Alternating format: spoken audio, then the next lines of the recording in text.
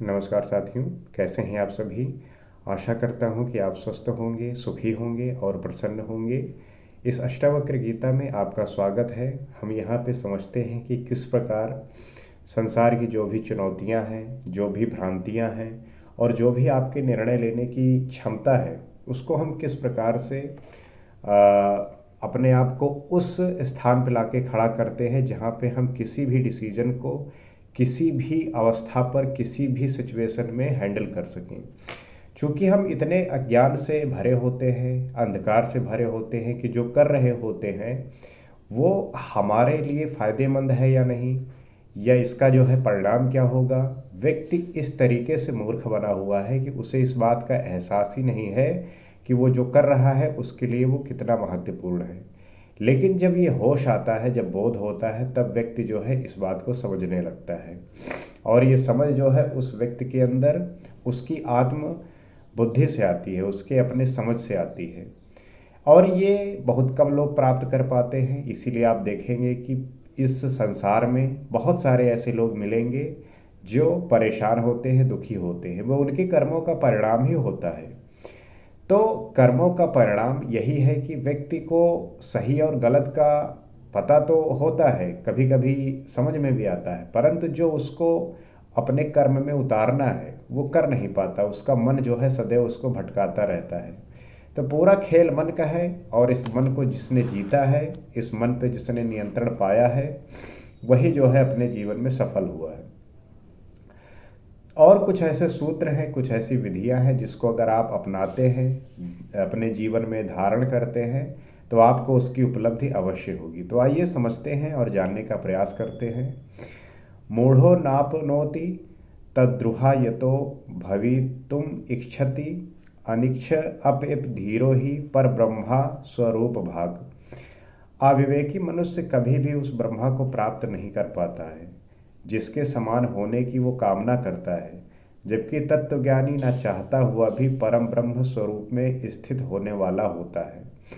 तो अष्टावक्र यही कह रहे हैं कि जिस प्रकार एक शेर का बच्चा भेड़ों के समूह में पलकर स्वयं को भी भेड़ समझने लगता है, तो आपका जो माहौल है, आपका जो इन्वायरमेंट है, वो बहुत ज़्यादा मायने रखता है कि आप जहाँ रह रहे हैं उसका फ़र्क किस प्रकार पड़ता है। जैसे अष्टावक्र जी कहते हैं कि अगर शेर का बच्चा भेड़ के बीच में रहेगा, उसके समूह में पलेगा, तो वो भी जो है अपने आप को भेड़ ही समझने लगता है।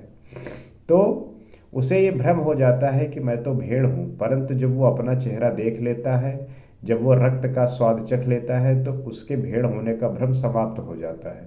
ऐसे ही व्यक्ति के अंदर है। व्यक्ति को लगता है कि उसके अंदर जो पोटेंशियल है, उसके अंदर जो शक्ति है, वो बहुत कम है। इवन कुछ लोग इस प्रकार समझते हैं कि उनके अंदर फिर अहंकार आ जाता है। तो समझ की बात है कि आप अपनी क्षमता को पहचाने, क्योंकि जैसे आप दर्पण देखते हैं और वहाँ पे मिट्टी जमी होती है, धूल के कण होते हैं, तो आपका चेहरा साफ नहीं दिखता। अब आप मान लीजिए खूबसूरत हैं और आप चेहरा नहीं देख पाएंगे, तो लगेगा कि हो सकता है मैं बदसूरत हूँ। ये बदसूरत है, आप भ्रम में है कि मैं खूबसूरत हूँ। आप शीशा जो है, दर्पण साफ देख नहीं पा रहे हैं, उसमें धूल जमा हुआ है। तो वो धूल कौन हटाएगा? यहाँ पे वो धूल हटाने के लिए भौतिक में तो आपने जो है हवा चलाया या कपड़े से साफ किया या किसी भी प्रकार के वस्त्र से साफ कर दिया दर्पण और आपने सीधा देख लिया। लेकिन जो मन का दर्पण है वो कौन साफ करेगा? जो मन का दर्पण है, जो वहाँ की धूल है, वो साफ होता है होश से, वो होता है आपके बोध से। तो संगत का असर बहुत ज़्यादा होता है, उसे ये भ्रम हो जाता है, स्वाद चख लेता है, उसके भीतर का सिंहत्व जागृत हो जाता है। अब जिस व्यक्ति ने अपने आप को जान लिया, वो समझ गया कि मैं तो भेड़ नहीं शेर हूँ, मतलब कि मेरी जो काबिलियत है वो तो बहुत ज़्यादा है।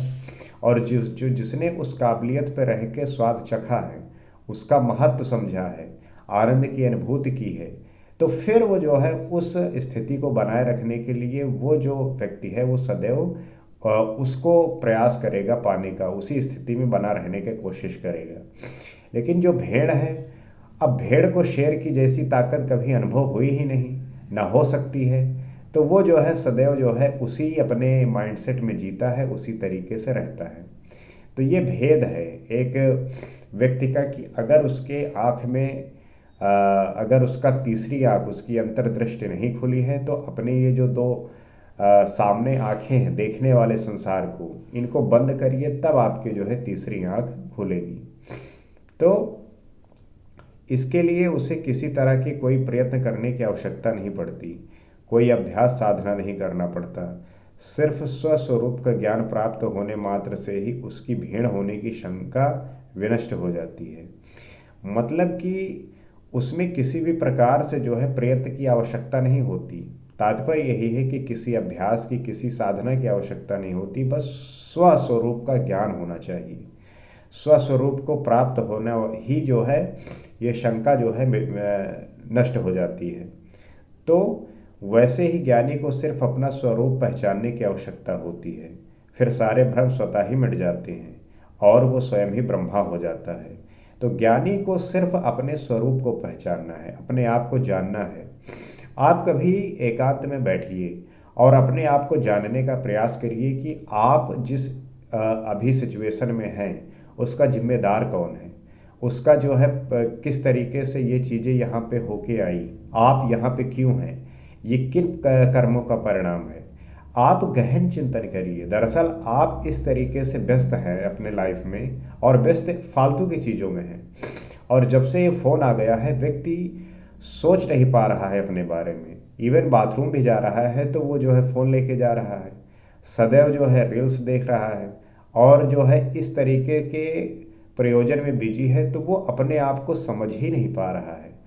अब इस समझ के लिए ज़रूरी है कि बहुत गहरा चिंतन किया जाए, ध्यान किया जाए, एनालिसिस किया जाए, विश्लेषण किया जाए, और जो करता है उसके जीवन में प्रकाश आता है, सही दिशा मिलती है और उसको लेके जो है वो सदैव अग्रसर रहता है।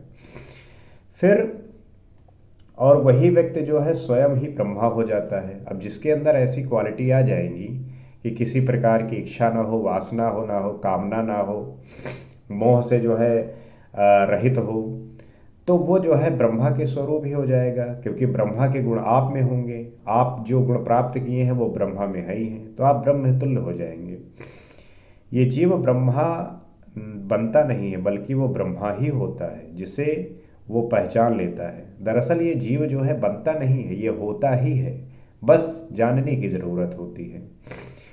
अगर शेर भेड़ ही होता तो फिर चाहे वो कितना भी योगाभ्यास क्यों ना करे, वो शेर नहीं बन सकता था। अगर वो भेड़ जो है, जो अपने आप को जाना और उसे लगा कि मैं तो शेर हूँ, अगर वो वाकई में भेड़ ही है तो वो शेर बन ही नहीं सकता, कितना भी प्रयास कर ले। तो महर्षि यही कहते हैं कि अज्ञानी यदि ब्रह्मा होने की इच्छा करता है तो भी वो ब्रह्मा कभी नहीं हो सकता। अज्ञानी व्यक्ति सोचे कि मैं ब्रह्म बन जाऊं, मुझे जो है आत्मज्ञान प्राप्त हो जाए, तो उसे प्राप्त नहीं हो सकता। क्यों नहीं हो सकता? क्योंकि ब्रह्मा है ही है, इसलिए अपने स्वरूप को पहचान लेने मात्र से ही ब्रह्मा हो जाता है। किसी प्रकार की कोई साधना, अभ्यास नहीं करना पड़ता। उस स्थिति में आप किसी भी साधना अभ्यास की ज़रूरत नहीं पड़ती। क्यों? क्योंकि सिर्फ निश्चयपूर्वक जान लेने से भ्रम समाप्त हो जाते हैं, और इसके लिए इच्छा नहीं, निश्चय आवश्यक है। तो निश्चय पूर्वक जान लेने से जो आपका भ्रम है, जो आपका इस तरीके का अपना जो है निर्णय है, उससे जो है समाप्ति होती है, और इसके लिए जो है इच्छा की ज़रूरत नहीं होती, मात्र और मात्र निश्चय की ज़रूरत होती है। सिर्फ और सिर्फ आपकी दृढ़ इच्छा शक्ति की ज़रूरत होती है। तो निराधारा ग्रह व्यग्रा मूढ़ा संसार पोषका एतश यानार्थ मूलस्य मूलक्षेद कृतो बुद्ध है। इस आधारहीन दुराग्रह युक्त जगत का पोषण करने वाला ज्ञानी पुरुष ही है।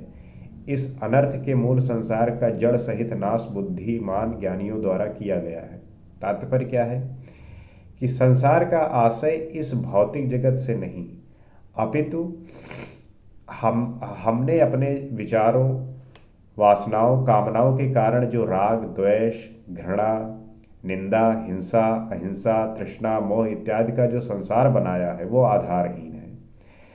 तो संसार का आशय जो है ये भौतिक जगत नहीं है, अपितु है क्या? तो ये है हमारे विचार वासनाओं और कामनाओं का जो कारण है, जिनमें रोग, जिसमें राग, द्वेष, घृणा, निंदा, हिंसा, अहिंसा, तृष्णा, मोह, ये जो आपने संसार बनाया है, ये जो है बिल्कुल आधारहीन है, इसका कोई भी आधार है नहीं। तो इस प्रकार निर्मित संसार का कोई ठोस शाश्वत आधार नहीं होता। अब आपने जो है इन सब को मिला के जो है संसार बनाया कि वो मेरे बेटवा है, वह मैं भाई यही, वह मैं चाचा है, वह मैं दादा है। तो आपने जो है इस प्रकार का संसार बनाया, उनके प्रति आपका प्रेम रहा, मोह रहा, और इस मोह जाल में, इस माया के जाल में जो है सदैव आप जो है ग्रसित रहे। हिंसा नहीं करनी है, हिंसा नहीं करनी, निंदा करना है, घृणा करना है, इस प्रकार का जो आपने संसार बनाया है, तो ये संसार जो है आधारहीन है, इसका कोई जो है बेस है नहीं। तो इस प्रकार निर्मित संसार का कोई ठोस शाश्वत आधार नहीं होता। ये सब भ्रांति युक्त है, माया जाल है, दुराग्रह युक्त है। अब एक संसारी व्यक्ति को ये हम समझाएं कि ये पूरा माया जाल है, ये भ्रांति युक्त है, दुराग्रह युक्त है, तो वो कहेगा कि तुम हो बैलान, क्योंकि वो जो है सिर्फ संसारी जीवन को ही सब कुछ समझा है, सब कुछ जाना है, और उसने वस्तुओं का भोग किया है, और संसार में जो भी वस्तु है उसके लिए ही वो जिया है, तो उसे ये बात समझ में आती नहीं है। तो हमारे झूठे आग्रहों से ही जगत में दुख, सुख, प्रसन्नता, शोक का अनुभव होता है। तो जो हमारे इस प्रकार के झूठे जो आग्रह है, इसी से जगत में दुख सुख होता है, प्रसन्नता होती है, शोक का जो है अनुभव होता है। अगर संपूर्ण दुराग्रह तथा पूर्वाग्रह शांत हो जाए तो संसार में भी शांति का अनुभव हो सकता है। ये जितने भी दुराग्रह हैं और पूर्वग्रह शांत हो जाए तो जो है संसार में जो है एक शांति का अनुभव हो सकता है। हमारे दुराग्रह के कारण ही संसार अनर्थ का मूल बन जाता है, उसमें कुछ भी अर्थ ज्ञात नहीं होता, प्रयोजन रहित हो जाता है। इस प्रकार से जो पूरा संसार है ये दुराग्रह हो जाता है, इसका जो है कोई अर्थ बचता नहीं है, अनर्थ हो जाता है, और किसी भी प्रकार का प्रयोजन जो है बचता नहीं है। तो सभी अनर्थों के कारण स्वरूप इस संसार का जड़ सहित नाश बुद्धिमान ज्ञानी ही अपने ज्ञान के द्वारा करते हैं। तो इन अनर्थों के कारण स्वरूप इस संसार का जड़ सहित नाश बुद्धिमान ज्ञानी ही करते हैं। तो संसार का जो भी ये जड़ है, जो वास्तविकता है, इससे जो है ज्ञानी व्यक्ति ही भेंट कराते हैं, क्योंकि उसी को इसका वास्तविक पता होता है। इसलिए ज्ञानी ही अनर्थ का मूलाधार मानकर इससे संबंध तोड़कर आत्मा से अपना नाता जोड़कर सुख तथा शांति का अनुभव करता है। जो ज्ञानी व्यक्ति है उसे जो है इसे अनर्थ और मूलाधार मानकर, अनर्थ का मूलाधार मानकर इससे संबंध तोड़कर आत्मा से संबंध बनाता है और शांति का जो है अनुभव करता है। जबकि अज्ञानी इस ज्ञान से अपरिचित होता है, अज्ञानी को इस बात का बोध ही नहीं होता।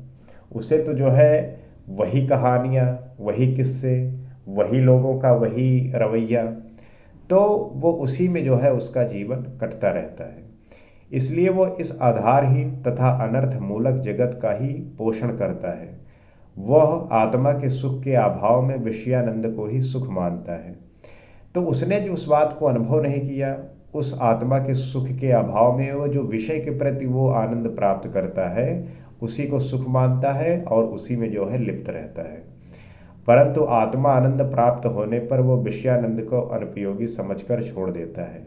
लेकिन जब उसे आत्मा आनंद मिलता है, आत्मा का रस मिलता है, तो वो जो है विषयों के प्रति जो आनंद है उसमें जो लिप्त है वो जो है अनुपयोगी समझकर उसको छोड़ देता है, त्याग देता है। तो ये जो है प्रक्रिया कि उसका विषयानंद से आत्मानंद पर पहुंचना, ये जो है एक साधना का विषय है, त्याग का विषय है, एक उसके बोध का विषय है। और ये बोध जो है उस व्यक्ति के जागरण से होगा, उस व्यक्ति के जागृत से होगा। तो ये बात आप समझ रहे होंगे, जान रहे होंगे, और अब तक आप इतना सीख गए होंगे कि इस बात से आप बिल्कुल सहमत होंगे कि किस तरीके से हम आत्मा आनंद को प्राप्त हो सकते हैं, क्योंकि विषयानंद तो क्षणिक है। एक खत्म हुआ कि दूसरा जो है प्रारंभ हो गया, उसका दुख खत्म हो गया, दूसरा उसी प्रकार कोई सुख मिला, फिर जो है दुख मिला। तो ये जो चक्र चलता है, इससे आप जो है छूट जाएंगे, इससे जो है आप हट जाएंगे। आपको शाश्वत सुख, शाश्वत जो है आनंद की प्राप्ति होगी। और इसके लिए जो है हर व्यक्ति प्रयास करता है कि उसके जीवन में सदैव आनंद का जो है, आनंद की बारिश होती रहे, परंतु सांसारिक जीवन में कैसे संभव है। लेकिन अगर ये बोध हो जाए तो उसका जीवन भी आनंदमय हो जाएगा। और इसमें आप और मैं मिलकर, और जो व्यक्ति हमारे परिवार के हैं, जो समाज के हैं, जहाँ तक भी हम पहुँच सकते हैं उन तक ये बात पहुँचा सकते हैं। क्योंकि अध्ययन करना, पढ़ना एक कठिन कार्य हो गया है आज के समय में, क्योंकि हर व्यक्ति के हाथ में फ़ोन है और वो अध्ययन से है जो है दूर जाता जा रहा है। परंतु हाथ में लिए फ़ोन से वो सुन सकता है, और सुनकर जो है जीवन में परिवर्तन ला सकता है। तो इसको अगर आप उनसे बताएंगे, इस बारे में समझाएंगे कि किस तरीके से चीज़ें ये बदलती हैं और किस तरीके से चीज़ें होती हैं, तो वो भी समझेंगे, वो भी जानने का प्रयास करेंगे। आप इसमें किस तरीके से मदद कर सकते हैं ये आप जानते हैं। और इस तरीके से इस बात को समझने के लिए हम यहाँ उपस्थित होते हैं, संवाद करते हैं, चर्चा करते हैं कि किस प्रकार से चीज़ें होती हैं और हो सकती हैं। तो आज के लिए इतना ही। अगले एपिसोड में आपसे फिर मुलाकात होगी। नमस्कार।